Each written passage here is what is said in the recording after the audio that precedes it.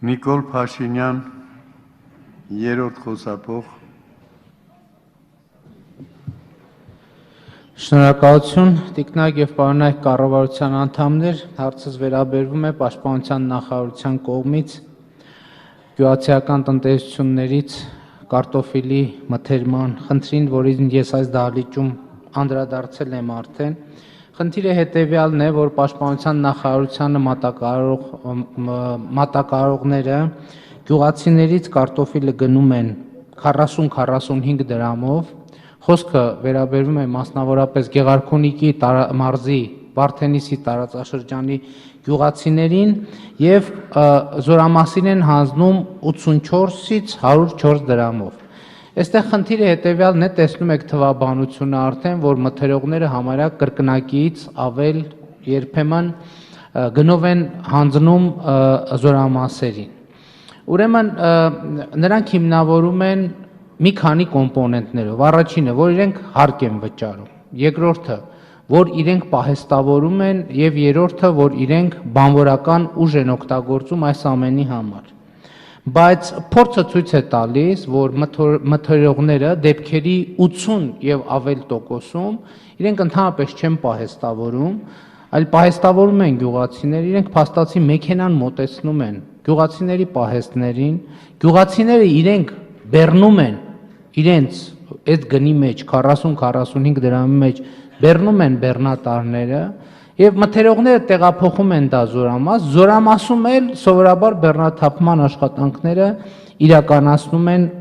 զինվորները։ Հիմա այս ընթացքում մենք մի քանի անգամ հեռախոսազրույցներ ենք ունեցել, քննարկումներ ենք ունեցել գյուղատնտեսության նախարարի հետ, պաշտպանության նախարարի հետ ենք զրույց ունեցել եւ նրանց նաև միջամտության արդյունքում հիմա այս գինը մի փոքր բարձրացել է եւ հասել է 50 դրամի, այսինքն ամենայն դեպս Վարդենիսի գյուղացիները ասում են, որ հիմա արդեն 50 դրամով առաջարկ կա գնելու։ Բայց ամբողջ խնդիրն այն է, որ ըստ էության այս գինը նույնպես ինքնարժեքի մեջ չի տեղավորվում եւ շատ եզրային է եւ կարծում եմ շատ արդարացի կլինի, եթե կառավարության միջամտությամբ եւ պաշտպանության նախարարության միջամտությամբ այդ 40-ից 50 դրամ գնման գինը դառնա 55-ից 60 դրամ եւ դա կարծում եմ որոշակի, այսպես ասած, միջամտությունների շնորհիվ կարելի է անել առանց պետական բյուջեի եւ պաշտպանության նախարարության ծախսերը մեծացնելու, մանավանդ որ ուսումնասիրությունները ցույց են տալիս, որ իսկապես մթերողները, մատակարարները երբեմն գյուղացիներից շատ ավելի մեծ շահույթ են ստանում, մինչդեռ գյուղացիները փաստացի շահույթ չեն ստանում։ Հարցին կպատասխանի պաշտպանության նախարար Վիգեն Սարգսյանը։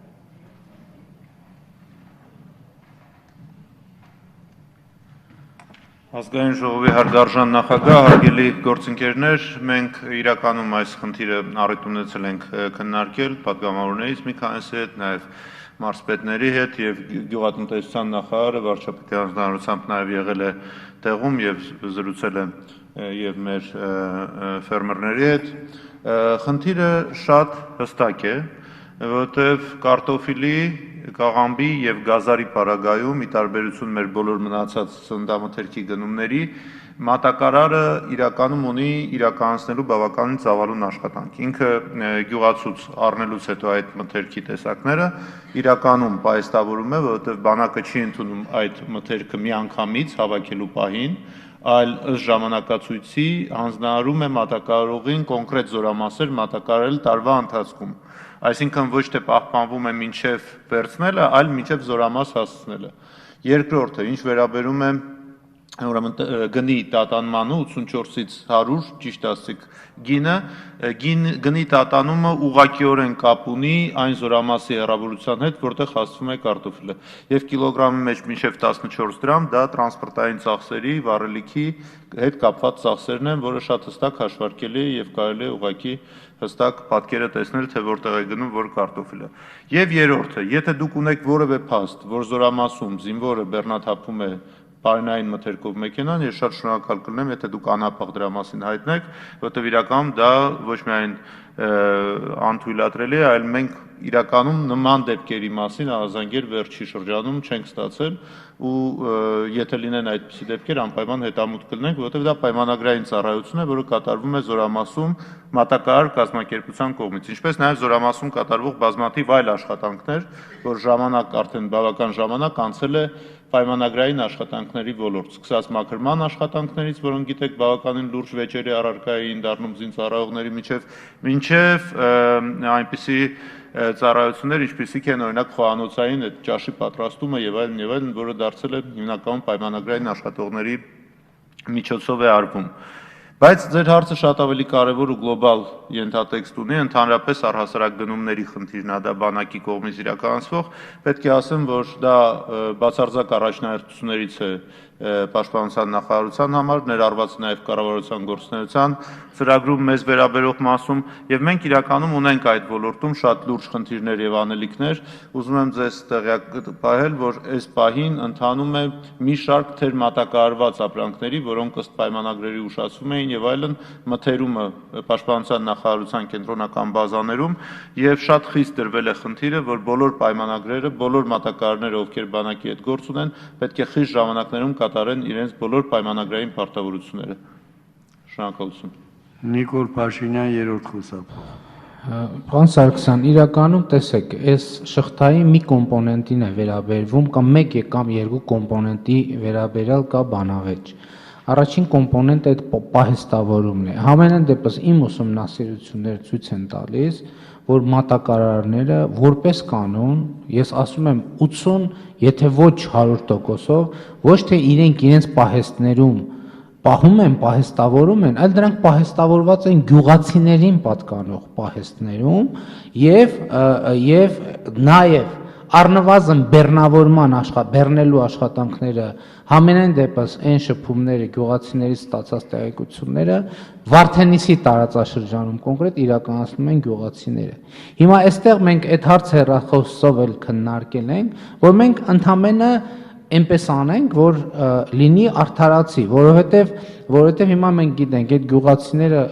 վարկերի տակ են եւ մեծ խնդիրներ ունեն, որ ի վերջո նաեւ ստրատեգիական խնդիր է, որ այդ մարդիկ շարունակեն զբաղվել կարտոֆիլ աճացնելով, որպեսզի նաեւ մեր բանակի մատակարարումները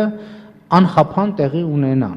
Եվ ես կարծում եմ, որ իսկապես այստեղ կան, ես չեմ ուզում ասել ինչ որ այլ ռիսկեր, բայց կա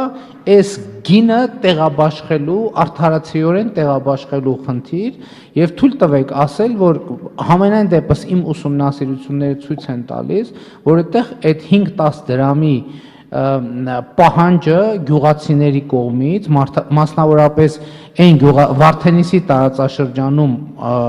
աշխատող գյուղացիների կողմից արդարացի է եւ ի դեպ կարտոֆիլի աճեցման կենտրոններ կան հանրապետության բոլոր տեղերում եւ ըստ էության աշխարհագրողորեն բաշխված է, այնպես որ տրանսպորտային ծախսը այո կարող է լինել 14 դրամ, բայց մենք խոսում ենք երբեմն 60 դրամի տարբերության մասին, որը չի տեղավորվում։ Շնորհակալություն։